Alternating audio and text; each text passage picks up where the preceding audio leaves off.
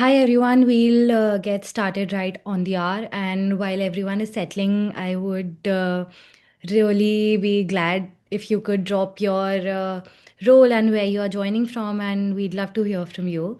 Let me quickly tell you about who we are, about And Academy, what we do, and how today's session fits into your learning journey. For those who are new here, And Academy is an online design upskilling school focused on turning beginners and professionals into job ready designers. We run part time and full time courses in UI UX design, graphic design, and interior design, with pathways running roughly through 5 to 14 months, depending on where you start and the kind of depth you are choosing. And here's why people choose And Academy. We blend the convenience of online with the effectiveness of online, which is basically how we sort of uh, give you the studio energy of collaborating, critiquing, sharing ideas, but without the need to relocate or commute. Starting with our design pedigree, we are niche backed by IIAD. It's one of the India's leading design institutions, which has been in the design education industry for the for over a decade now, and that partnership has sort of given us uh, a strong academic foundation and a creative legacy. And we are really proud of that connection, because that means that we have our courses that are built on the same principles of design thinking and rigorous studio learning, uh, without like just focusing on the softwares, etc. Uh, our courses are also industry relevant. So you are learning what actually design teams actually use in the field, not just outdated theory. And you'll work on real projects, get mentor and peer feedback, and also graduate with a market ready portfolio that speaks for you. Um, Now, when someone talks about online education, the first image that comes to their mind is like boring, pre recorded lectures and classes, right? So, that's not what we do here at An Academy. Every session is live, interactive, and collaborative. So, you're learning with mentors and peers. And brainstorming, critiquing, and co creating. So you'll exchange ideas, get hands on experience, and learn to think like a designer. So, and not just use design softwares or tools. Another key pillar of our and academy is mentorship. Our mentors are not just instructors, they are practicing designers, art directors, creative strategists. So they bring real briefs, real processes, real insights to the to every class they walk in. And uh, so you'll get the idea of real world projects, and you receive direct one-on-one feedback from your mentors, and you build a portfolio that is professional, not just academic. And when you are just ready to take your next step, our career support team guides you end to end through portfolio reviews, mock interviews, mentorship sessions, and placement opportunities. We also offer job guarantee on our select courses. So you can check us out at academy.com. All right. So this has this is what the journey has been like for us. In just 3 years, we have um, around 15 we have a community of over 1500 learners, mentored by 50 plus industry experts. We have built an Instagram community of 65K design enthusiasts, sharing inspiration, student works, and relatable content. We've also built 200 plus industry connections, and we maintain a 4.6 Google rating. And in just 3 years, we've helped transform over 500 careers. So behind every number, there's a story of someone who's decided to grow and transform uh, their design career for a better future for themselves. All right, moving on to why we are here today. Just a sec. Okay. So we are here for a Kaleidoscope Masterclass. Kaleidoscope is a series where we invite design leaders and creative practitioners like Bharat to lead masterclasses like this one. These sessions are designed to spark ideas, share real world insights, and show how design thinking can shape your career and your life. So, before we start, here are a few quick checks. You can use the chat box to engage and share your thoughts, and we'll have a dedicated Q&A session towards the end of the masterclass. And there you can drop your questions in the Q&A box, and we'll take them up systematically. uh, I'm really delighted to also let you know that we have Prachi Mittal, the head of academics at And Academy, with us. Moving on, I'm pleased to introduce our speaker for today, Bharat Appat. Bharat is a senior UX designer at Tide, where he leads payment experiences for users in the UK and India. Before Tide, he designed payment solutions for the EU and US markets at Zeta and led the design team for Sparrow Cards. He's a graduate from NID and NIT with a strong foundation in both interaction design and industrial design. Beyond his full time role, Bharat is also a design creator and educator with a community of over 109K designers across the world. He runs a weekly UX portfolio newsletter on Substack and regularly teaches designers how to build a strong UX portfolio through live lectures, college webinars, and cohort based UX programs. In today's session, Bharat is going to walk us through how he went from being a shy and quiet designer to someone who can present, explain, and defend his work clearly and confidently, not by becoming louder, but by using structure, visual aids, and deliberate practice. So, if you've ever felt nervous in reviews or client meetings or stakeholder presentations, you are exactly in the right place. Welcome, Bharat. Over to you.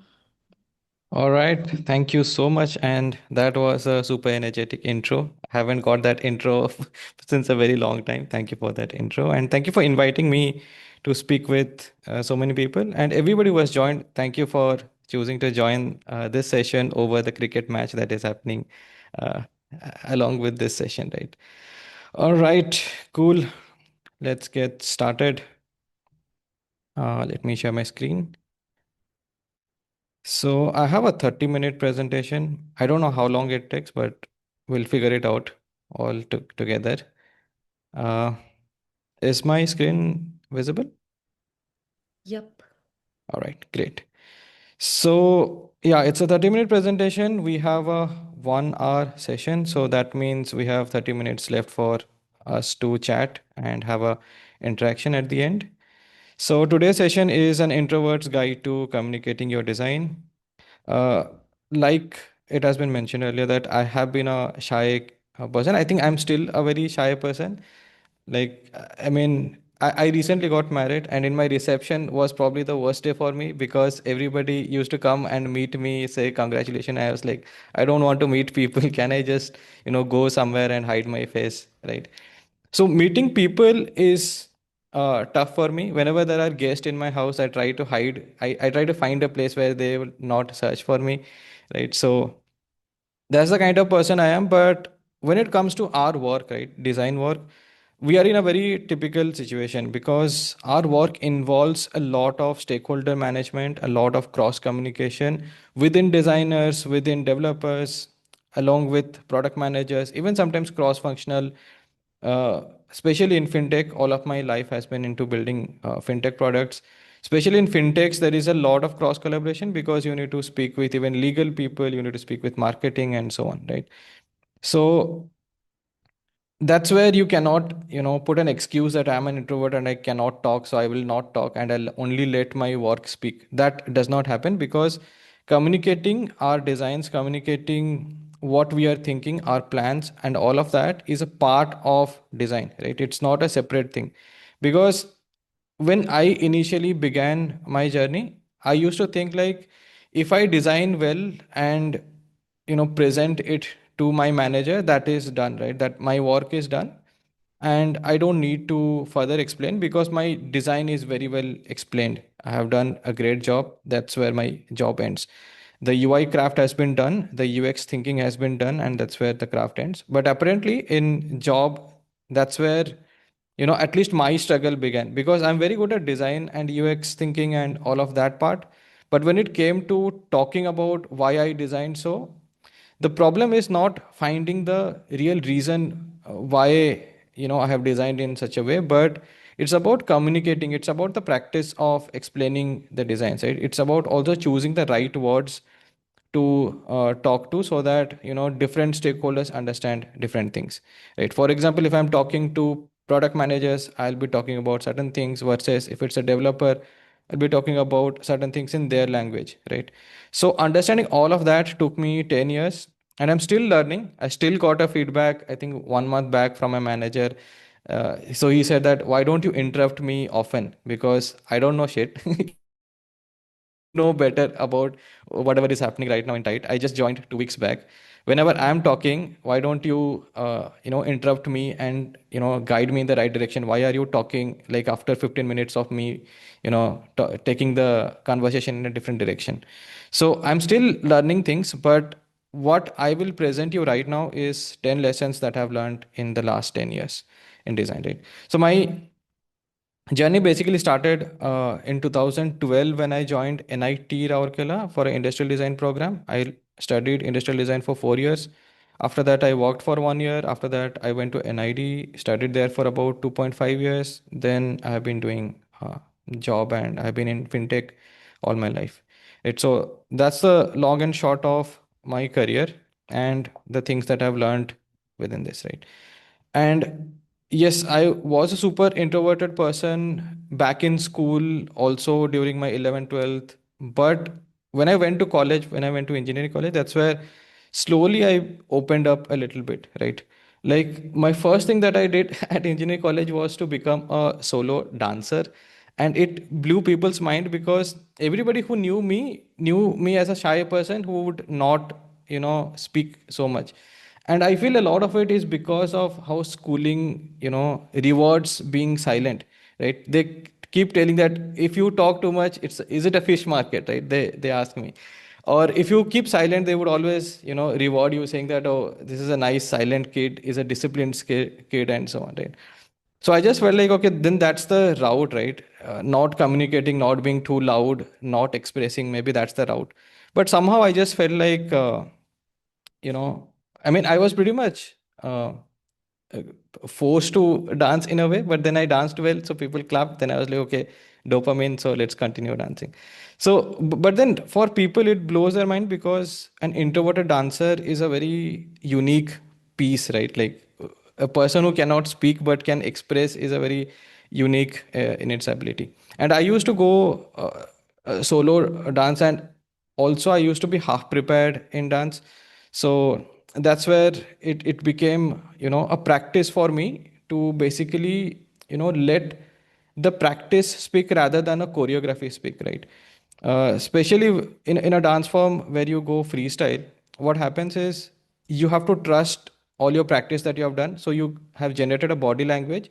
So whatever music plays, now you can basically dance to that music, instead of remembering the choreography and then presenting that choreography. So that was my first instance of moving away from this introvert persona. And right now I am creating content, and I don't know why, but so many people have decided to join. I think right now we are at some 109K on Instagram, and on other platform there are also a few thousand people who have joined. So yeah, I mean, it has been a very interesting journey, and I'm here to tell you about communication, mainly because I was not good at communication. That's why I know what are the problems that people face, right? So this is divided into five lessons. The first five would be generic lessons, and the last five would be specific for introverts, right? So the first lesson is communication improves by exposure and not by study. I thought, and I used to do all those introverted things, right? Which is close myself in a room and then try to take so many courses. Ankur Wariko course, beer bicep course. I don't know how many people are there. All of them are, teaching how to learn English, right? How to speak confidently. All of those things are there, right? On internet. I kept consuming those stuff, but I realized that that is not improving, the way I speak or my clarity of speaking generally, right? The only thing that had, stuck with me was in one of those beer bicep video, he said that I think in English, that's why English comes naturally to me. That's why it's easier for me to speak in English. So that's one thing that I learned there, which is everybody has a thinking language. If it is English, then it is good for you. If it is not, then it needs practice for us to really think in English as well, right? And for me, the exposure was I used to hang out a lot with South Indian folks at NIT Rourkela. So everybody used to speak in English. And even though I was not super comfortable, I had to speak in English, right? So that was the first time when I actually broke that barrier of comfort zone, right? My comfort zone was speaking in my mother tongue Odia or in Hindi. Even Hindi also was not as comfortable for me, but still, because I had to put myself in that situation where I had to speak, right, there was no other way out, which is why I thought I was able to get out of that comfort zone, right? So it's not the study but the exposure and putting ourselves into those situations that really helps. At least for me, that's what helped, right? Then uh, I think that I have already communicated this part, but adjusting communication based on the audience is quite important. For example, and this is specific to design, UI UX design specifically. So if I'm talking to my peers and my PMs, for example, my designer friends and my product managers, then most of the time the things that we do is I show different options of design that is present, and then I try to communicate the rationale behind it, the reason why design A is different than design B, and what are the trade-offs that we have done in design B, and so on, right? Now there are so many other things that we talk, but because 80% of the conversation is around showing options and talking about rationale, I try to practice only this part, right? I can talk about many things. I could have practiced many things, but I have decided to only practice on this part because I've seen that 80% of the time this is the communication that used to happen between designer or designer product managers, right? So this is something I decided to practice, and yeah, I mean this is something that we usually talk when it comes to designers and product managers. When it comes to developers, they want a entire flow, which is where does the user start and what are the different logic that are applied to a certain part of the UI, what are the different states of the UI. And I also try to annotate the Figma file when I share with the developers, so it's not just verbal communication and not just communicating the things that they want, right? But it's also about visual communication, which is we also annotate the Figma file in such a way that even if I don't exist, right, even if I'm not around, they can still explore the Figma file and understand what the flow is.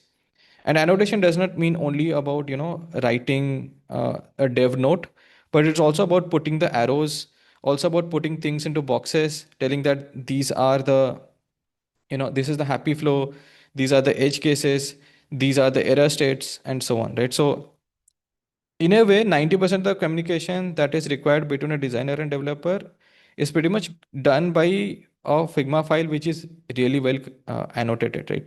And even Figma recently have launched a new annotation tool. And the shortcut for it is Y on the keyboard. So if you have not explored that annotation tool, then you should definitely explore. I'm not sure if it is available in the free Figma, but definitely available in the paid Figma plans. But yeah, that's something that you should definitely explore. Next is, if I'm talking to CXOs, then most of the time what they want out of me is show them the strategy, right? They have a broad strategy, and then we need to basically tell them how does that broad strategy trickle down to the design that we have done, and what is our recommendation, right? We will most of the time not show 20 different designs like we show to our peers or our PMs. Rather, we would tell that we have done some thinking around it, and we feel that this is the recommended direction, right? So yeah, for all these three different stakeholders, there are different subjects and different language and different uh, things that needs to be communicated. So if you get into the industry, make sure that these are the few things that you keep practicing, which is how do I show a trickle down of strategy to my recommended design? How do I talk about flows, logic, states, and so on within my Figma file using annotations, right?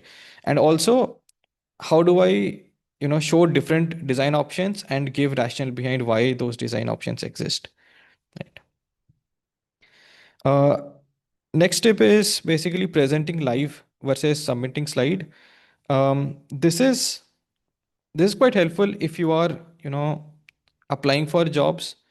So in your portfolio round, there are two touch points where portfolios are used, right? One is you are going to submit your portfolio along with your resume, right? That's where you are not there to explain. Now, still a design communication has to happen, right? Still somehow you need to, you know explain your design decisions to whoever is consuming it, be it your HR, be it your hiring manager, be it your lead designer, whoever is consuming it. They need to consume your design rationale even when you are not around to present it. So submitting slide is a lot to do with visual communication, right? Which means all of your, however you plan to basically create your portfolio, make sure that everything is scannable and everything is easy to understand, right? It's okay if you don't go too much into depth, or rather it can be more like, if you want more depth, click on this button, I'll show you more depth. One of the example for that is you show research insights at the top and you give a link out to, the research document that you would have created, or an Excel sheet of all the responses that you would have gathered out of your user research, right? So that's something that you need to keep in mind, which is scannability and the ability to, visually present your designs. And when it comes to presenting live, because you are available on the slide and you have been given 40 minutes to present whatever work you have done, that's where it's a different strategy altogether, right? It's not now about visual communication and explaining everything in the slide itself, but rather slide serves as almost like a hook or almost like a reference material for you to talk about things, right? Because most of the time, even when you're looking at this slide that I have created right now, I don't think you guys are actually looking at that point number three, presenting live plus submitting slide, right? You're probably looking at the three faces that are there somewhere floating around, right? So that's how you need to strategize also when you are creating your slides for presentation, for live presentation. uh, it need not be dense and heavy with visual communication material, or rather, a lot of text, lot of arrows, lot of screens, and so on. Make sure that all of that part, all of the communication part is done by you verbally. And if you're not great at verbal communication, which is probably the reason why we are all attending this session, then one thing that you can do is you can practice those slides, right? And with, Gemini 3 today, or with ChatGPT 4 today, right, what you can also do is you can, create a PDF version of your slide, put it into Gemini, and then ask Gemini what are the kind of questions that will be asked on each of those slides, right? So then the Gemini AI is going to tell you, okay, these are the possible questions that can be asked on those questions on those slides, and then you can practice those in a much better way, right? And if you want a more one-on-one experience, then probably you can just, go to TopMate, or websites like that where you can basically get your portfolio reviewed by mentors, right? Or you can do mock interviews and stuff like that, right? Then there is one more thing which I've recently learned, which is you don't need to learn all the jargons on day one of your job, but you can learn it naturally over time, right? uh, when I joined Tide, there was a thing that was called as mushroom banners, right? And I had no clue for 2 weeks what is this mushroom banner. Because I've never heard about mushroom banner. I have been in the industry for 8 years till that point, and I've never heard about a thing called mushroom banners. I realized after like 2 weeks, 2.5 weeks, that this mushroom banner thing is basically a bottom sheet that they're calling mushroom banners because they don't know what to call it. They thought that because it pops up like a mushroom from bottom, right? That's why they called it mushroom banners. I was like, okay, cool. There were two routes to it, right? I started using mushroom banner as the word for it for a very long time, and then once I grew some influence in the company, right? Obviously, in day one, it will not happen. In the first 6 months, it will not happen. But over time, as you deliver, as you build rapport with people, that influence gets built, right?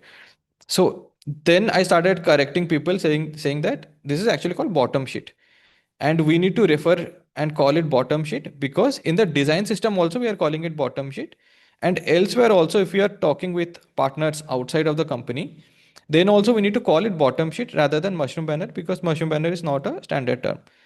Now, obviously, in the first day, no one would have really liked me, opposing their lingo. But at least 6 months after I joined and built some rapport, built some influence, people started using that term, okay, bottom sheet, not mushroom banner, right? So, and not just me correcting people, other people also corrected other people, right? When, some random folks, some other team used to say that, oh, how about we do it in a mushroom banner? Some developer will say that, no, no, it's not called mushroom banner, it's called bottom sheet. Then I'm like, okay, yes, won, influenced, right? So, and in any company you go, there will be those jargons, right?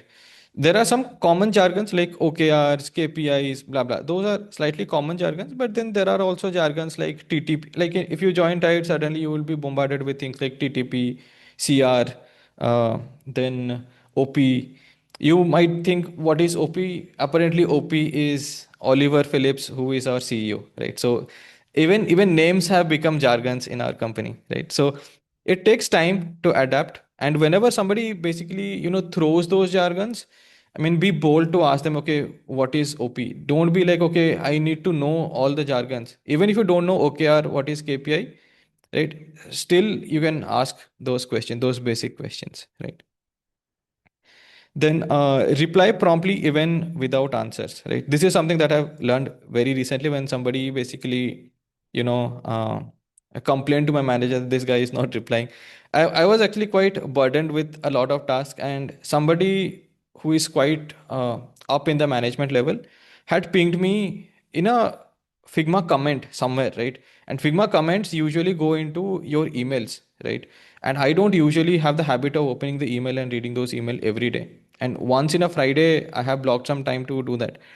But this guy has commented on Figma, tagging me with some questions, and I had not replied him for 2 3 days. And then I went on a vacation for about 2 3 days. So next Monday, he was like, "Am I supposed to, personally message you on Slack for everything? I have tagged you in this thing, and we are blocked on this thing, and why have you not answered?" Right? And I was quite shocked. I was like, what am I supposed to tell him? Right? I went to ChatGPT, do my research. Okay, this is the situation. This guy is telling me this guy is at this level and I am at this level. So tell me, what should I reply? And then ChatGPT gives me some answer. Then I'm still afraid to talk to him and so on, right? So with that, few more calls happened in between, few more meetings happened in between, and 5 hours passed, and I have not replied to his Slack message even, right? Now he went to my manager and he's like, okay, this guy is not replying at all. He seems to be online all the time, but he's not replying. What is going on, right? And we work in remote setup, right?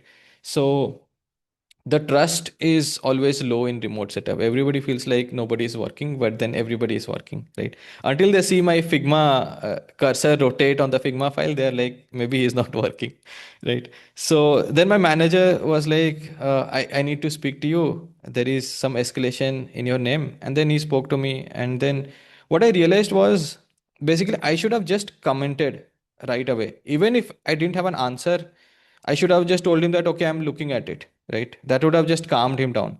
Because even in UX design, we have learned, right? Feedback is very important and feedback needs to be as fast as possible. I think we tell that it has to be under 1 second or 0.5 second and so on, right? For a system to operate. right? I think same applies to communication as well, which is even if we don't have an answer, we should always try to reply as fast as possible. Applies to HR as well, but yeah, HRs don't reply as fast, but cool. At least designers should, right? So that's something that I have learned recently. And now a few introvert specific ones. If you want, I can actually pause to take some questions on these five things that we have discussed, or I can move forward. What do you want me to do? Can you put in the chat, move forward or pause? Bharat, may I intervene? I Yeah, think yeah, we sure. should, yeah, I think we should. I'm just reading the room and taking this. I think we should move forward. Otherwise, we might just continue with the Q&A Okay, okay. and never reach your next slide. So let's just continue, and I'm sure Okay, everybody okay. can hold their thoughts. But please, like Himshika had said, please keep putting your questions in the Q&A, and we'll take them up systematically towards the end. Yeah. Bharati, please continue. All right, sure. All right, let's move forward. So now introvert specific ones, right? One is when verbal is weak, make visual strong, right? In my first job, obviously, I was not as trained and I was not as comfortable defending my designs and all. So one trick that I used to do was uh, whenever I had to present my designs, I used to write everything that I wanted to talk about the design in. I mean that back then there was no Figma. Back then we were using Adobe Illustrator apparently to design. We didn't even have Sketch back then. For some reason, the company was not using it. So we had Illustrator, and Illustrator, I used to write every detail that I wanted to talk about it. You know, big points, bold words, under that, few sentences, everything was written. So whenever, they asked me to present your design, I would go there, open my Illustrator, then I would just, point, point number one, this is the reason why this is happening, right? Point number two, this is the reason why I have designed it like this, right? Because of that visual hook present, it was easy for me to remember, because anyway I was nervous, I had already lost the script what I need to speak, right?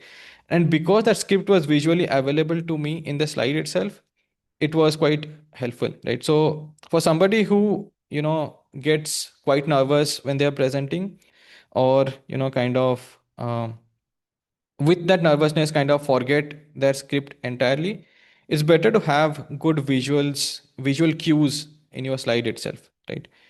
And you don't need to read everything out of the slide. It can be just hints so that your brain gets back on the track if it is wandering around because of nervousness. Okay, so that's one part. The next thing is prepare so well that you can simply read, right? So sometimes what happens is, in especially in remote setup, you have the luxury to basically have presenter notes in your slide, especially when you are doing portfolio presentation. If you have prepared really well, especially the documentation part, you can actually do a very good bullet point summary of whatever you want to speak about in the same slide, somewhere in the presenter note, right? And you have to choose your software well, because sometimes what happens is, in especially in remote setup, the camera is here, right? But the presenter note leaves somewhere here, right? So I would be looking somewhere here and would be talking. That's a no, right? That's a red flag. You don't want to look here and talk.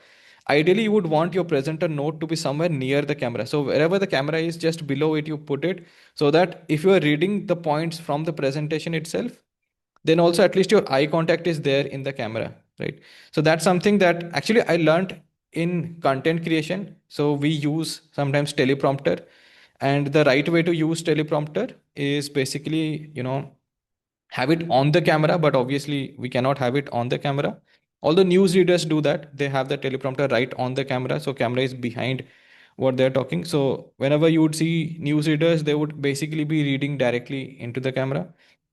And also there is an art to writing on teleprompter, right? So you don't write all the sentences as it is, and even there are certain words that we get stuck, right?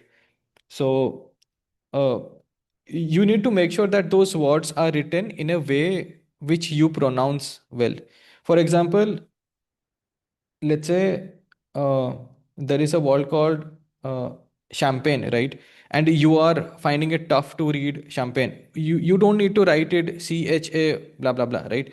You can write it as SAM pain, PEN, right? Because you are going to read it, nobody is going to question the grammar and so on, right? So whenever you are making those annotation, or rather presentation notes, make sure that those things are followed. Another thing to note for presentation note is you don't want the presentation note to run from this to this end, right? That's one of the reason why in print media we don't make very long sentences. Usually we try to keep the character length per line around 65 to 75 characters, because you want them to be shorter, and you want them to you want your eyeball to move as less as possible. Otherwise what will happen is, if I'm reading here and going here and going here, then my head might turn, especially in remote situations, or my eyes are going to turn, right? And eyeballs are pretty much the most uh, what do you say the most easy to recognize elements in the human body, right? Whenever we talk, we actually usually talk directly to people's eyes. So whenever we move our eyeballs, we usually tend to notice when somebody is moving their head or their eyeballs, or looking here and there, right? So those are few teleprompter items, but in general, you should just come prepared with your presentation, especially for portfolio, right? That's pretty much everything that I want to talk about here. Now, next thing is interrupt to protect the goal, not the ego, right? Now, in many projects, when we are new to that project, we feel like we should not ask the question, because we should be knowing. I am a senior designer, so I should know what is OKR. I should know what is KPI. I should know those jargons that are being used. Or even if it is not jargon, even if it is a very simple stuff that is being discussed, we sometimes feel like if we ask that question, we are going to lose some aura points by asking that question in a room, right? That's not the thing. What I've realized is, even VPs, even CEOs, they also don't know half of the things that is being discussed in the room, right? So, like for example, recently at Tide, the CEO basically is told that I want a thing called acceptance tab in our app, and nobody really understood what is acceptance tab, right? But then nobody questioned also what is acceptance tab, and I was not part of that meeting. But then that meeting trickled down, and then the VP came and was giving us a brief that, hey, Oliver has told us that we need to have an acceptance tab here, and the reason for acceptance tabs is blah blah blah, whatever the reason is, right? Then I asked him, like, why is it called acceptance tab? And he was like, I don't know. He told you can come up with better names and so on, right? So I just realized, and I asked this question very late, right? And that's why basically my manager telling me that why don't you speak early, right? So after 30 minutes, I asked that question, why acceptance tab, and nobody basically knew, right? And the entire room was filled with very capable folks, right? Not just VP, but there were directors, there were product heads, and so on. Nobody basically questioned that, because they thought, this is a very basic question, and we don't know. Similarly, there was another term that was introduced called till mode. I had no idea what is till. I know what is a POS machine. I know what is a card reader.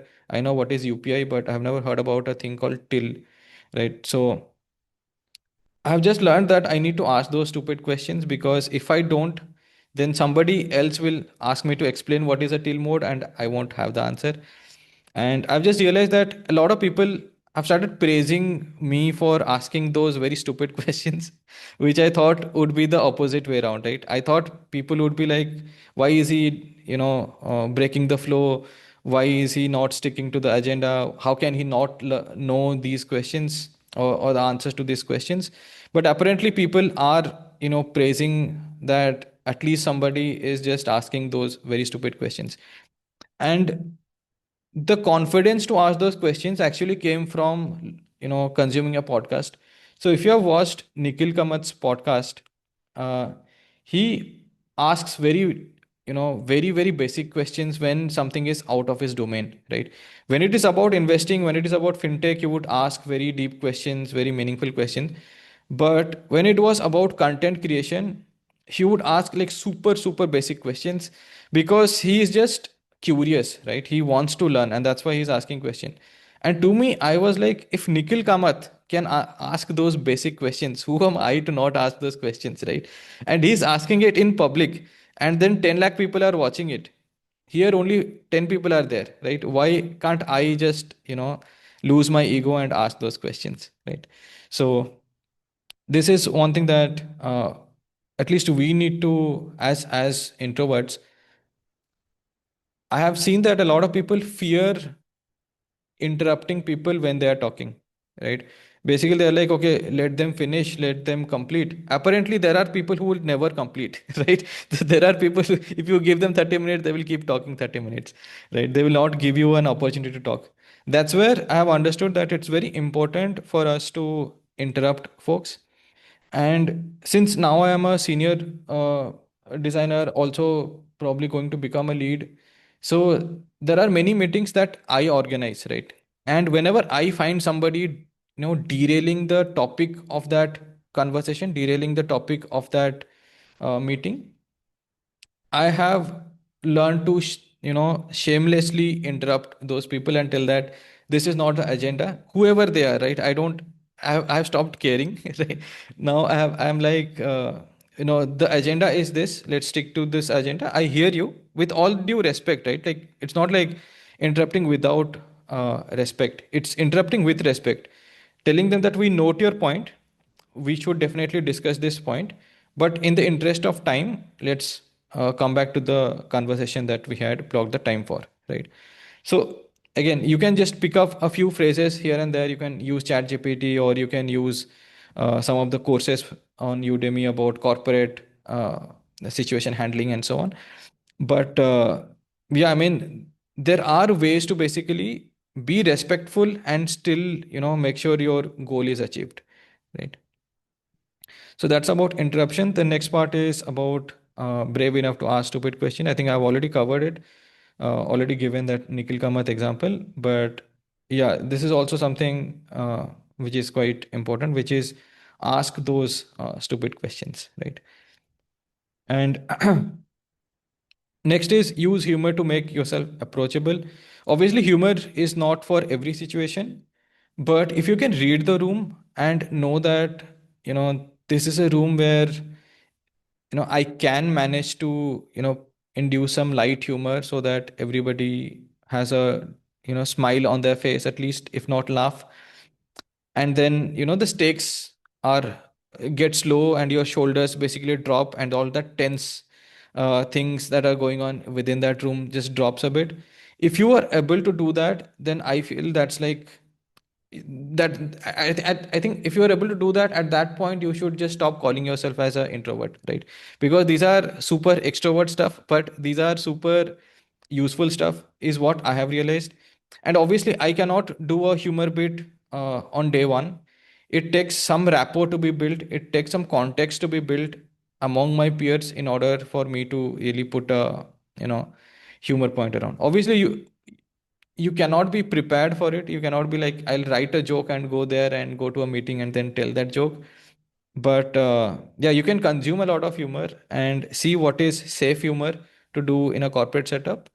And yeah, if there is a chance, then you can probably use that. There are certain jokes, by the way, which applies to any situation. For example, if everybody is stressed and holiday is coming, but there is a lot of pressure from the top, right? Those are certain situations that are very general. Now I cannot think of a joke right now, I haven't prepared anything.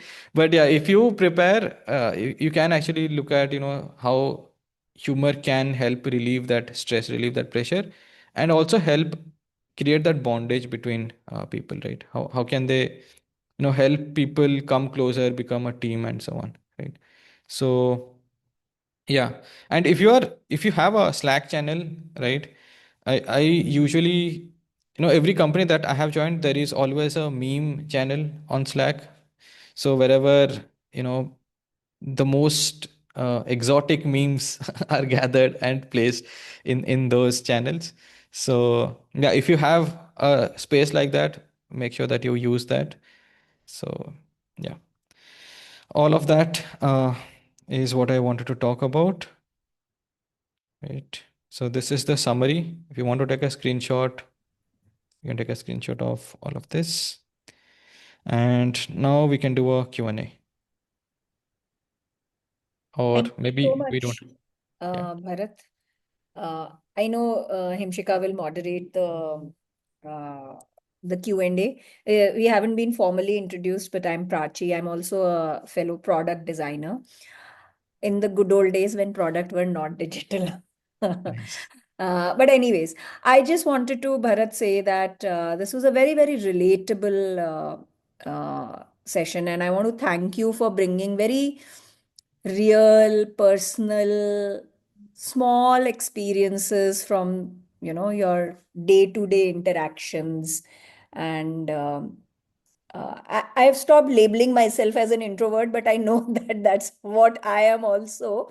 And so it was very relatable, and I know the audience here, and I hope they also found it relatable. So thank you so much, Bharat, for doing this.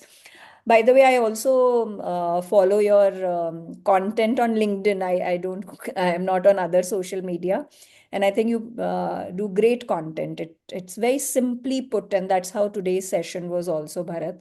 So thank you so much for doing this for us. All right. I, Thank you I for the have a lot time. of questions of my own, but I want to give the give the chance to the audience to do this. Sure. All right. Imshika, over to you.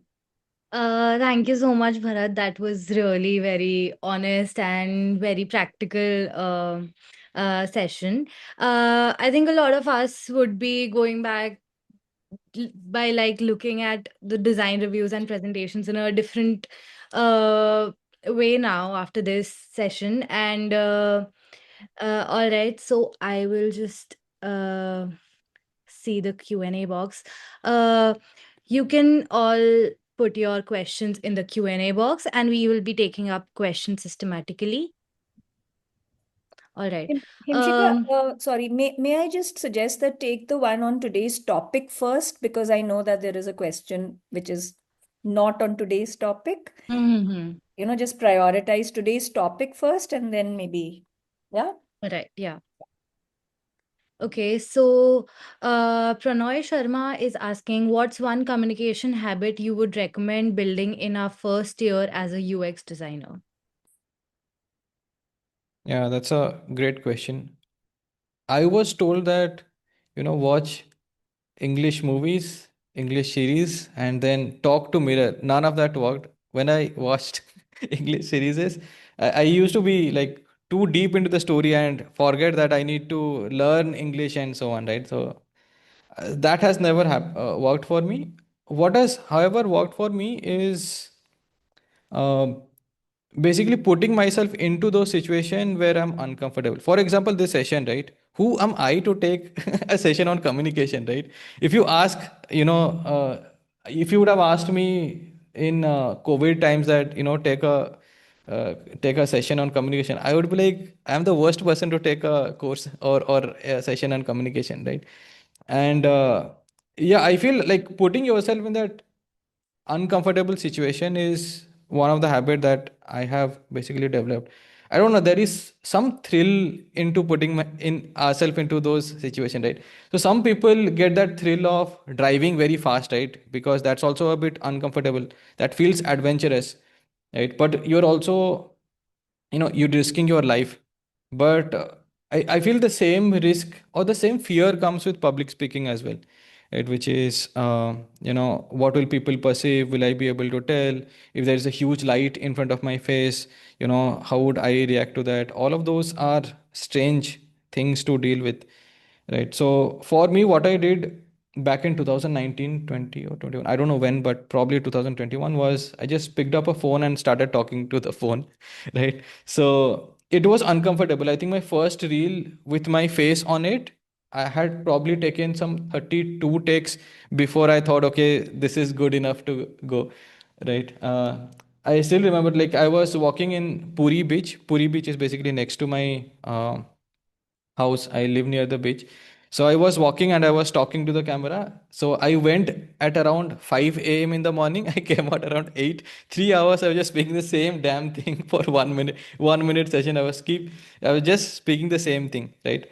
And then now I feel a little less scared of the same act, right? I feel it's a bit of practice, but you can choose how to practice. Maybe put yourself in a community of people who are talking in English, or not just about English, right? It's also about, discussing the right ideas, right? If I'm talking about Dhurandhar film with 20 other folks versus talking about design and building that vocabulary around design, right?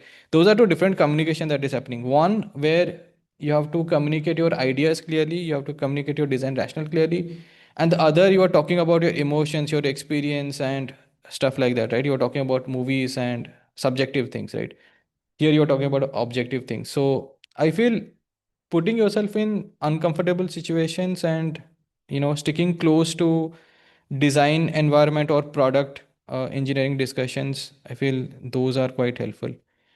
I mean, initially I didn't have a, what do you call it, I didn't have an option actually. I had to be in those situations. Initially I had joined a smaller company, or at least a smaller design team, which is why I had to constantly present. So that's how that habit was created. For you it can be anything, but be close to design and put yourself in uncomfortable situations. All right. Moving on. What are your favorite mistakes that you have ever made? Favorite mistakes? Okay, that's I'm guessing that it is communication mistakes and not design mistakes that they are talking about. But yeah, feel free to. yeah, communication mistakes. Yeah, I think my biggest communication mistake was when I was at NID. I just got out of NID, and I was doing an internship at a company called Mfine. Right? And back then there were a lot of stuff that was happening in my personal life, which is why I was a bit down at that point of time, and I was not talking with people as much. I knew that this is the project that is given to me. I have been given 6 months, and I need to, basically deliver that. And I could have probably solved it. I probably had solved it within 1 month, right? Whatever the UI UX challenge was, I had solved it within 1 month.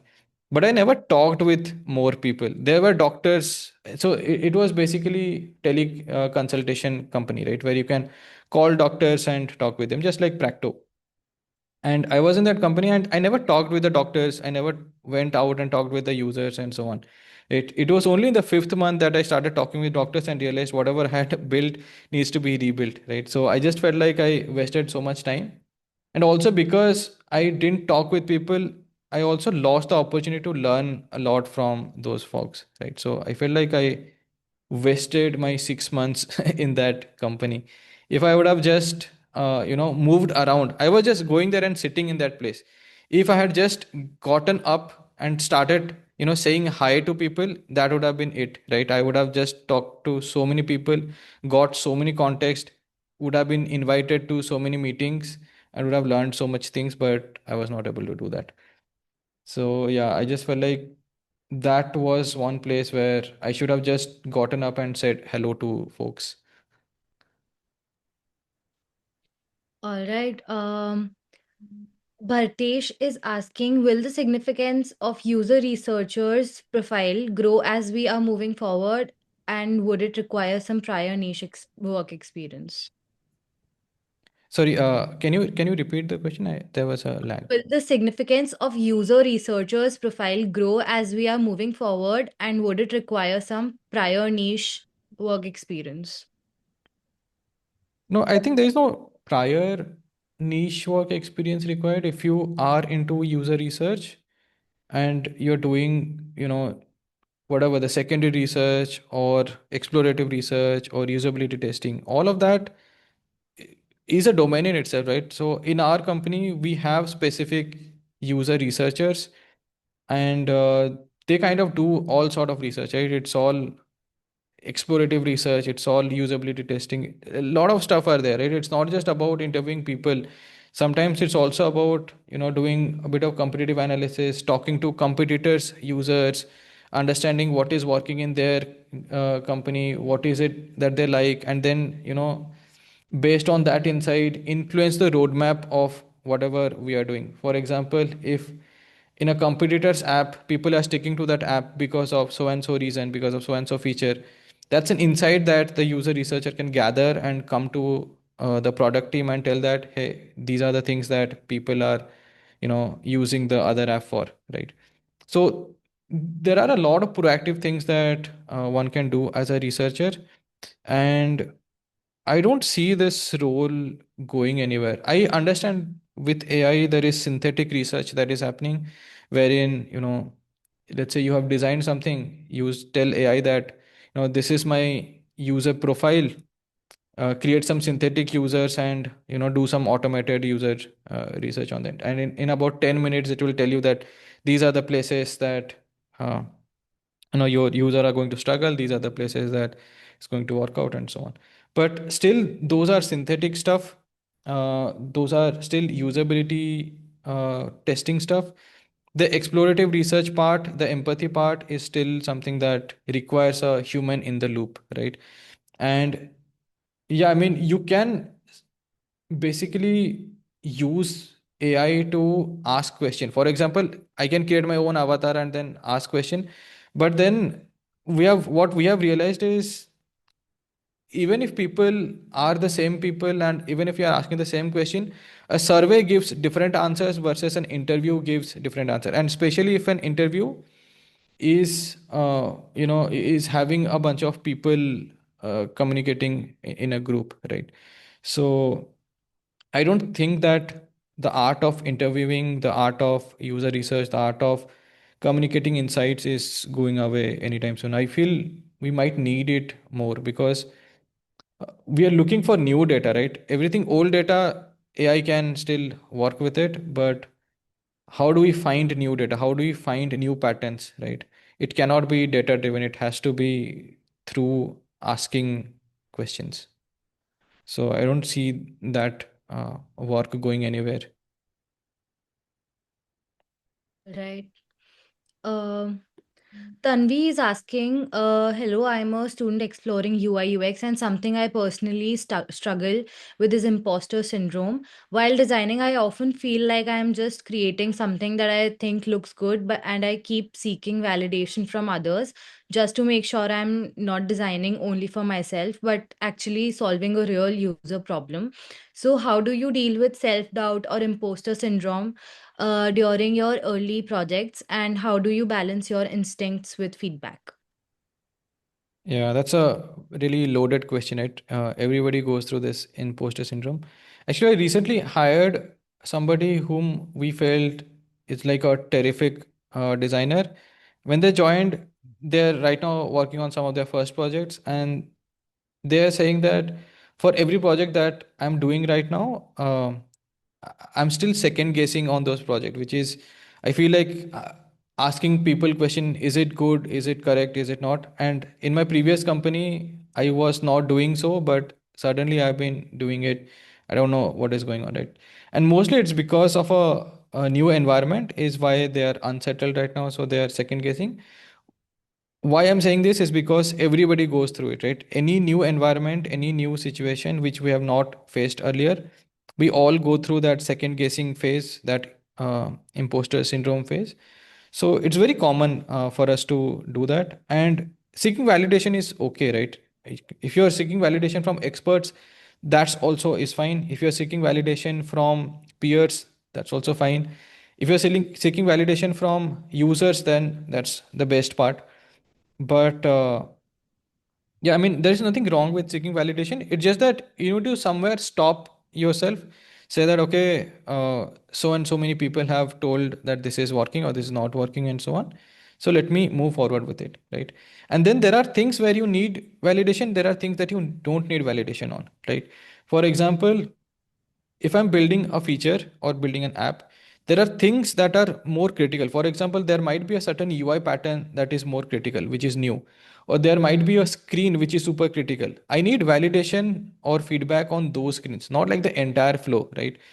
Because most of the things that we do in UI UX design is going to be solved by somebody else, right? Somebody else has already solved it. We are not reinventing wheels here. So, what is that part where we have actually diverged, or what is that part which is very contextual to our problem? Those are the things that we need validation on. Otherwise, so every day, everything that we design, we would try to seek validation, right? So, that's something that you need to do, which is scope down what you need validation on, then figure out whom you want to talk to, how many people needs to be there whom you want to talk to, and seeking validation from them is good enough, right? Any code that you get from user specifically is good enough validation, and you can move forward with it. And obviously one thing that would calm you down is design is never final, right? It's a ever growing validation process. It's a ever going iteration process, right? So even if you get it wrong, and we all get it wrong all the time, so even if you get it wrong, it's fine. You can iterate. You can always say that this is slice one. This was done within those certain restriction that, and the restriction and those constraints can be many things, right? It could be you were 1 year into UI UX design. That's one constraint, right? So you have limited knowledge of the field.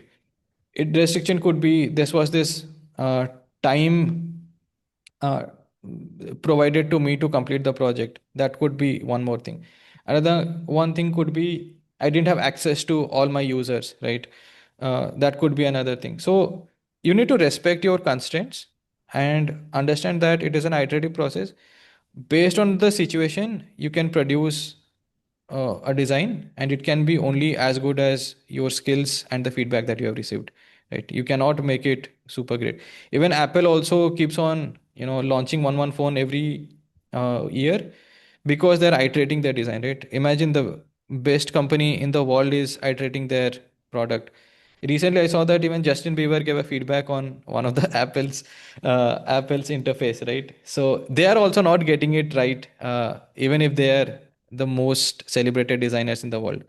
So who are we, right? So drop that drop that responsibility that you need to be right all the time. You have to be wrong for the first 5 iteration at least. Very well said, Bharat. I wanted to just add, maybe you can also share your thoughts around it. I think there are too many of these, labels that we now have to, sort of tell कि अच्छा मुझे ये हो रहा है. I am going through an imposter syndrome. Drop this jargon. Like, Mm. you're just being human. This imposter syndrome, this introvert, this shy, this, these are all just, and I would be very worried as a team leader if I have team members who are always very sure of themselves. A little bit of self-doubt is good. It's good. It means that you care. It means that you're going to be on your toes. You're going to double check things. I think what and I think people also misunderstand imposter syndrome. It's about believing I'm not good enough. It's not that ये ठीक है या ठीक नहीं है. I'm pretty sure Bharat did the same with his presentation today. अच्छा यही 10, या is there something else which I want to put? But that doesn't mean that he's thinking I'm not good enough. Yeah, yeah. So I really sometimes, Bharat, I want to tell the young people that, stop listening to and stop psychoanalyzing and self-diagnosing yourself with, I have imposter syndrome, I'm an introvert, I'm this, I'm that. I think we start hiding behind. I say this with a lot of compassion. I don't mean it like, okay, why are you saying this? I say it with a lot of compassion that, don't hide behind all of this. Are you, what Bharat said, are you just a little worried about committing to a decision for now? You're committing to that decision for now. Right now, this seems right, and I'm going to take it forward and then I'm going to test it. The design process tells us that we're going to test it. Yeah. So, And every feature that we also create, we call it hypothesis. We don't call it like ye final hai, right? We say "Ki this is a hypothesis. We'll test it. We'll see whether it works or not works. And if some part of it fails, we'll iterate. That's why we are here, right? So, yeah, I and mean, you'll manage the risk, you'll do that. We do it like, I mean, I've been a designer in the industry. I'm now in academics. Every time my team comes up with this, ki ye kar le ya wo, I tell them, I said, Acha, when is the opportunity? Okay, let's test it. I also don't know. I'm also presenting a hypothesis based on a little bit more experience than my other teachers. Ki, Acha, हाँ, ये work करेगा या नहीं करेगा. But even I cannot be, like I'm not, I can't, it's not gospel truth what I'm saying. So we'll test it. But okay, let us put our parameters in place. Let's check when is it right to test what. And experiment is great, yeah. You guys can't be designers if you're not ready for experiments. But yeah, please let's move on, Himshika, to the next question. All right. Someone is asking, how does creating content influence your thinking as a designer? Does it make you better at your job? yeah, to some extent. I mean, it does not directly affect my job as such, but I try to like the best part about content creation versus UX design is when I create a feature in UX design, right, it takes about 3 months to build that feature, 2 months to stabilize that feature, another 3 months to actually get proper data, right? So it's a 6 months, 9 month cycle to actually get your feedback. On content, what happens is, especially short form content, you post it within 1 hour, you know whether it is working or not working, right? Recently, I was on Mountain Stupid, right? So I was like, I'm going to use this Suno AI. I'm going to create a rap song and I'm going to post it on Instagram and it is going to blow it up, right? I posted it yesterday and I saw that there is a huge retention drop in the first 3 seconds, right? Usually my content does not happen that because my hooks are usually strong. This rap starts with yo, and then this is the song, right? All of that is happening, and then that feedback happened, right? So this is what is very critical to me, which is I get instant feedback with content, and then I know exactly like how to then change. The next version of the rap is not going to be starting with yo, this is the song, right? It's going to be directly with the lyrics or maybe with some hook or some interesting visual or something, right? So yeah, I mean, to me, it's very fast feedback loop, very comparable to design what we do, but the feedback loop is instant, right? So that helps a lot. One skill, however, that helps is basically explainer videos, right? What I do is I kind of do explainer video kind of stuff. So when I have to introduce a new feature within the Tide app, if I'm working on it, the kind of thinking that I'll do to create a small 3 second explainer video versus some other designer is going to vary because I'm now so used to, decoding complex stuff and presenting it in a simple way that I can use the same set of logic and put it into, explainer videos inside or introduction videos inside UI UX stuff as well. So that's one strong parallel, but otherwise, in general, it's a bit about responding to feedback. Bharat, I had a question which is related, which I've been meaning to ask you. What sort of prompted you to take to content creation? So when I joined NID, I was actually, I mean, NID was my plan B. I wanted to actually join some startup and basically grow there. However, NID happened and everybody said like go into NID. I was not as sure. At that time I was interested in also opening up my own graphic design agency, right? And I wanted to practice graphic design. I wanted to learn typography as much as possible. And at NID, although we had foundation for 6 months, they didn't teach graphic design, they didn't teach typography. They taught it after some time, but at least in the first 6 months they didn't teach. And I wanted to practice graphic design. I wanted a canvas to basically practice. So what I did was I was listening to, I was consuming a lot of content online. So I started making graphical notes. And that's where I started posting it as carousels on Instagram. And yeah, I mean, that was my initial idea. then some of those carousel got good views, got shared. Then I thought, okay, if people are sharing, maybe I'm good at it. So yeah, that dopamine loop then prompted me to continue doing it. But my initial idea was to basically practice graphic design. Maybe you were an introvert who was always wanting to break out of your shell, and that was your way of connecting with the people. I Yeah, always wonder if I've actually, this is very interesting. Uh, I've met a lot of, not a lot of, but few content creators who are very passionate about their content creation and who claim that they are very strong introverts. And I've seen them be socially awkward, or, holding themselves back in a small group. Large group में तो बिल्कुल, like you were talking about ना, कि कोने में they'll go and sit in one corner, yeah, yeah, this thing.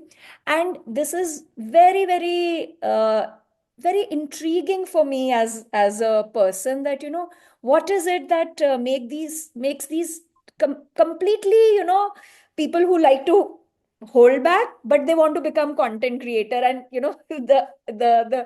the footnote of this is that today only Himshika came to me and in the office, and she says that tomorrow we are going to record a 10-second reel of you to do this, ma'am. And I'm like, nahi, nahi, nahi, मैं तो कल आऊंगी नहीं office. And I'm in a classroom all the time, so I have learned how to converse. And she says, don't worry, hum sabko hata denge, we'll remove everybody from room, it will be just me. I said, that's not my problem, but there are going to be thousands of people. You're going to put it on Instagram and 1,000 people are going to see my 10 second of video. So, I just find this contrast very, very intriguing. That's why I asked you that, what prompted you to put your content out. And I just wonder, because humans want to connect yeah, with fellow humans.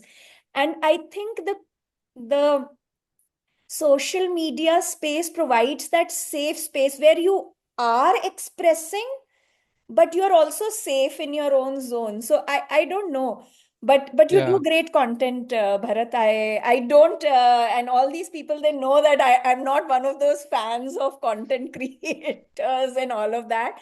But you do great content, and I think that's because you break down a concept very well. Very simply, you break down a concept, and that I think is a great skill for both a designer and an educator. yeah, So 100%. yeah, in fact, I mean, many sometimes I'm also not on social media all the time, so I won't claim that I know your content a lot, but the little that I have seen, you break it down very simply, and that's great. Anyways, Himshika, there are a lot of questions. We'll go through them quickly. So Ritika is asking about presenting, communicating the submitted task in an interview. What is a good approach to walk them through the design process and decisions, using the same detailed submission presentation or using a different way to present the same? So, on presentation, when you are already available to present, you don't need to give all the details of whatever design you have done in writing on the slide. Don't write too much on the slide, basically, right? Try to talk with visuals. I would suggest that.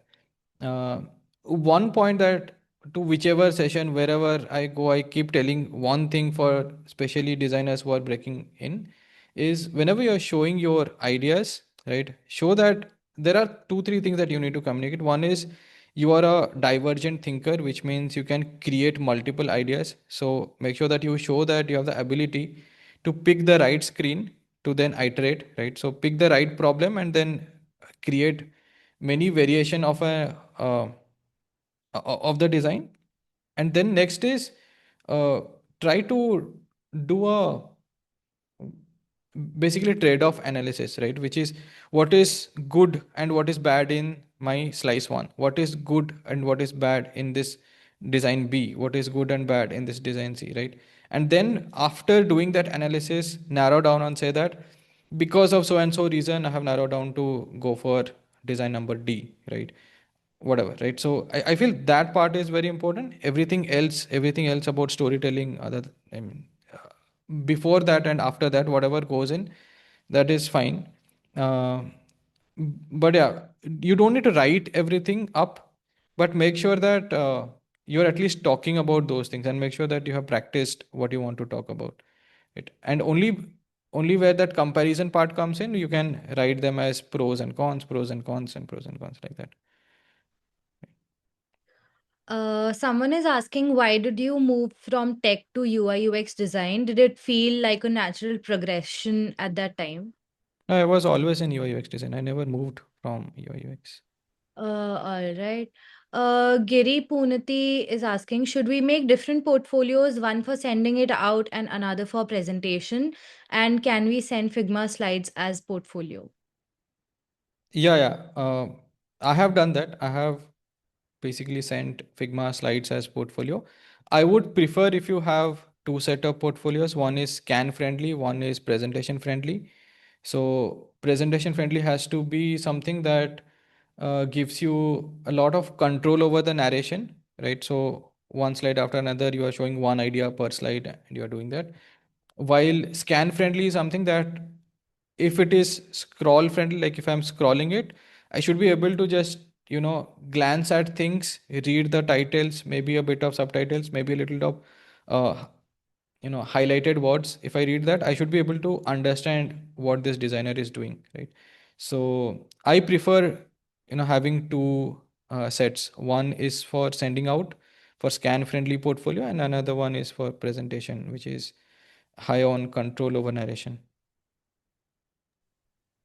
All right. Someone is asking, since personal branding is all over the internet, what do you think about starting it as a fresher or a beginner UDX? UDX means? I have no I idea. think it's Or another maybe they might not have As a uh, mentioned. UX designer, I UX think UX, designer is that's Okay, using. UXD, maybe wanted uh, to say UXD. Okay, got it. Obviously, it's not a compulsion. Like, so many people are saying so many things needs to be done as a UI UX designer, right? Learn animation, learn vibe coding, learn whatever, Rive, learn user research. All of that is good to have, but you can choose what top up you want to do, right? The base is obviously design thinking, the basics of design, the foundation of design, UI design, UX design, visual design, all of that is still the base, the foundation. After that, whatever direction you want to go, if you want to specialize in illustration, go for that. If you want to specialize in animation, go for that. You can go for that in those direction. Personal branding again happens only if you know you have something to give, right? If you're learning and you are sharing, then you are basically doing documentation work, right? So that's why you should not think too much about that, whether I'm growing on social media or not growing on social media. Like initially when I started, uh, I had no intention to grow. I didn't feel bad when my content underperformed because I was not measuring performance as such. What I was measuring was how many content I'm putting out, because that was the only thing that was in my control. Everything else was not in my control, right? Similarly, I feel if you start today, if you don't know too much about UI UX design right now, then it's going to be tough for you to crack, because everybody is sharing the same five things, which is five fonts that you should try, 10 design trends that is working out, the roadmap that is generated by ChatGPT, right? These are the 5-10 things you will see in every content creator who is not going deeper into UI UX design, right? So if you want to be plus one into that cohort, then that's fine, but it does not help as much, because influence is not how many people follow you, but how many people will use your name in a room where you are not present, right? So that is more important. And if you are just a person who is giving resources, uh, talking about things that has already been talked about for in 10 ways, right? That does not help. So I would say that until you feel very confident with UI UX design, you don't need to be a content creator. But if you want to pursue content creator because you want to be a content creator, then that's a different story altogether, right? But if you think that using content creation it will help you as a UI UX designer, it will take you some time to really get there. There are much better things to do, is what I feel. And Bharat, do you also think that it sort of somewhere sort of divides the time, effort, resources? Yeah. Sometimes these at the beginning of your career, you might want to, there's a whole lot of these, competition briefs and things, briefs that are available that you can work on, sharpen your decision making and all of that. And if, because really, I mean, does it help you get jobs, or does it help you? What's your view on that? Because I see that confusion in a lot of young students कि अच्छा ये भी करना है, ये भी करना है मैम, और ये भी करना है. What do you think it Yeah. really helps the job recruitment process? No, I don't think, I feel like the more divided your attention is, you would try to do too many things. I always go back to examples. So I'll tell you one example. 11, 12, I was preparing for ITJ. Too many people gave me too many advices. Read R.D. Sharma, read O.P. Tandon, read this book, read that book. I read so many books and I was not able to crack, although I was a very good student, right? Mainly because I listened to too many people, listened to too many advice. I feel if I would have just stuck to two, three physics books and two, three chemistry books, that would have been just fine.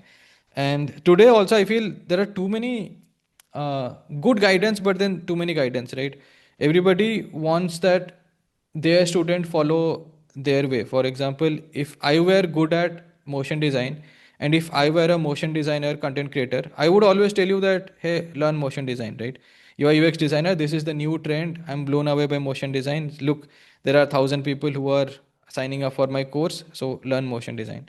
Right? So I feel that's an issue where people should not feel like they have to do everything. They can start one thing, and I feel the best part is do the foundations right, practice UI UX design, practice visual design, get a job, and then try anything that you want to try. All right. We'll be taking the last question now that we are literally 8:45, around 8:45. So Arjun Sharma is asking, how do you see AI changing the role of UI UX designers in the next 3 to 5 years? Uh, it's a loaded question, right? AI is changing so many things at the same time. It's difficult biologically to adapt to so many changes, to be very honest, right? Uh, Basically, if every designer now can become a founder, can also become a marketeer, can also become a rapper. I was just a rapper 2 3 days back, right? Can also produce music, can also do everything, right? Everything under the sun now a designer can do, also a developer can do, but and also so many other things people can also do, right? But uh, what is AI changing in design right now is it can it can become a mentor to you if you are asking question. For example, I recently designed a flow, made a PDF out of it, dropped it into Gemini 3, and then asked, like, mentor me like a UX mentor, give me all the feedbacks in this flow, gave the context about that flow, and then they gave a lot of context. Now with Nano Banana Pro, what you can also do is you can ask it to actually make those changes in the design itself. So they will actually make the changes in the wireframe itself and will give you, right? Obviously it will have its pros and cons, and even Gemini 3, at least I don't know about other models. I think 3 is right now the most powerful one. So it also gives you roadmap items. Like it says that I would recommend going with design A, but I would still ask you to, check the data on screen number 1 and screen number 2. And if the data is so and so, then do this change. If the data is so and so, then do this change, right? So it works like a very, very senior, very on ground, very knowledgeable product manager and a designer together, right? So mentorship is one part. Then there are so many other things, like you can use AI into basically illustrations. You can use AI in writing. Of course, I'm pretty sure everybody is using AI for writing. Then you can also use it for animation as well, right? So pretty much everything, every process, right? If you break down every design stuff that you do, right? If you break it down into SOPs, then you realize that there are 10 steps, 20 steps to you know going from zero till the output. Now it is your job to figure out what are the part where I can actually get assisted by AI, or what are the parts that can be automated by AI, right? It's not going to be a point where everything gets automated. By the way, I feel we humans like control, and we would end up having most of the things automated, but there would be control points, and we would work like directors, not like UI designers, but more like experienced directors, where we would just orchestrate, like, okay, go and test this, or work on these things, and I want this out of it, so go and work and come back to me, right? So it's almost like we all are going to graduate into design managers. But yeah, we should also be good enough in our craft to understand whether whatever AI is saying is not hallucination, and not like wrong things, but right things. Right now, at least, if I know the craft, I can understand whether AI is giving right output or not, right? Everybody from I think this is one of the thing that Bhavin Turakia had mentioned. Bhavin Turakia was my ex-box, who is basically a billionaire. So he had basically posted saying that it AI is helping everybody to go from 0 to 90, but that 90 to 100 part is where humans are still required, right?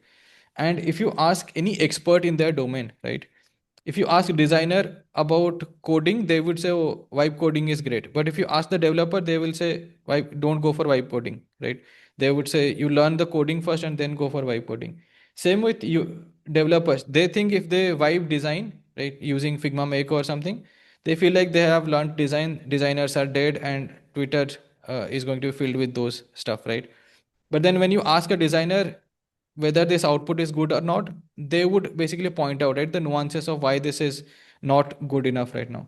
So what is happening right now is AI is able to take us from 0 to 10 in most of the, sorry, 0 to 90 in most of the things, but that refinement is still a human layer, right? So that's what has changed in the last 1 year, 1.5 year, which is AI was not able to generate five fingers. Now it can pretty much generate any posture, right?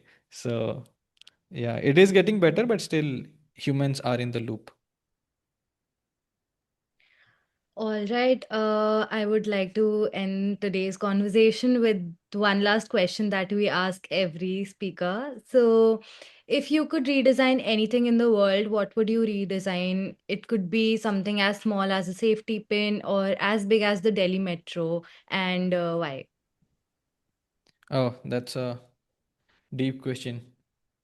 I've never thought about it. Actually, I had asked this question recently to my wife, and basically, I was thinking, like, if AI can build any product, then what product would I uh, build? I didn't have an answer back then, but let me think about it. Um, Not sure. I think something more physical than digital is what I would value. Uh, but I just feel like there is no technology to it. I hate traveling, so I feel like a teleporting machine would be really nice, right? Especially in those Indigo era where Indigo has shut down and we cannot fly in, fly out. So I feel a teleportation machine would be something that I would really like to work on. But if it was more practical, then one area of work that I really want to get into is this area, which is about balancing human input and AI automation. Right? We talked about control, and I know everybody who is an expert in their domain like the control, like the handmade stuff, like the human touch that they provide. But then we also like the AI productivity. So how do we then balance it? Is something that I really want to explore. That space is something that is really exciting to me. All right. That sounds very interesting, though. Okay, thank you so much again, Bharat, for taking time to prepare this wonderful presentation and leading the masterclass. I'm pretty sure that everyone in the room is going to walk with some really great insights about communication, confidence, design, especially the quiet designers in the room. And a big thank you to everyone who joined us today for your energy in the chat and the questions and for showing up. Um, have a great evening, and we'd love to see you in our next Kaleidoscope session. Thank you so much. And Thank you Bharat, so much. I would love to see you at and social. I think the team has extended you an invitation if that's possible, or maybe if not that, then maybe we'll figure out other ways of collaborating. But I was really I don't attend all Kaleidoscope sessions. I'm not able to. My schedule doesn't allow. But when this popped up on my calendar today, I just said that अच्छा ये तो कर ही लेते हैं attend. It was a great session, Bharat, and it's wonderful to see clarity of thought and simplicity. Uh, in today's design world. So I feel that the future can be safe. Thank you, Bharat. Thank you so much. Thank you so much.